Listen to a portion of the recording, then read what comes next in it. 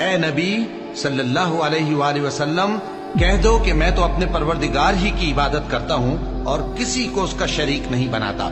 یہ بھی کہہ دو کہ میں تمہارے لیے نہ کسی نقصان کا اور نہ نفع کا کچھ اختیار رکھتا ہوں۔ یہ بھی کہہ دو کہ اللہ کے عذاب سے مجھے کوئی پناہ نہیں دے سکتا اور میں اس کے سوا کوئی جائے پناہ نہیں پاؤں گا۔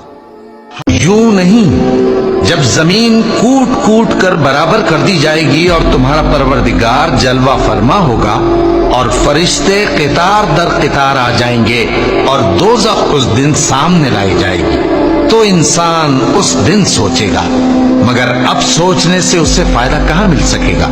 کہے گا کاش میں نے اپنی اس زندگی کے لیے کچھ آگے بھیجا ہوتا، تو اس دن نہ کوئی اللہ کے عذاب کی طرح کا عذاب دے گا اور نہ کوئی اس کے جکڑنے کی طرح جکڑے گا۔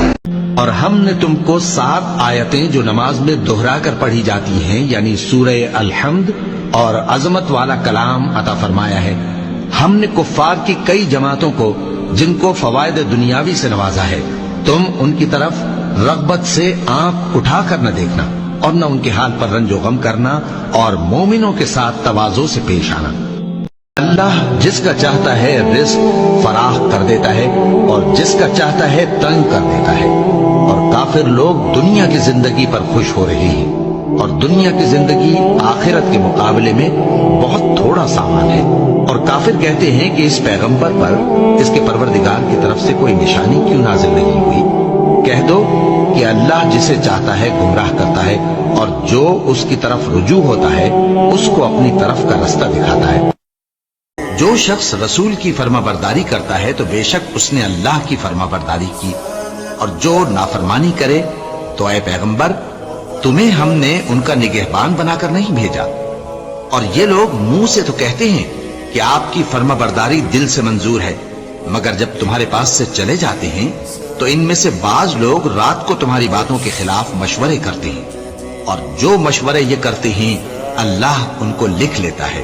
کچھ شک نہیں کہ رات کا اٹھنا نفس کو سخت پامال کرتا ہے اور اس وقت ذکر بھی خوب درست ہوتا ہے۔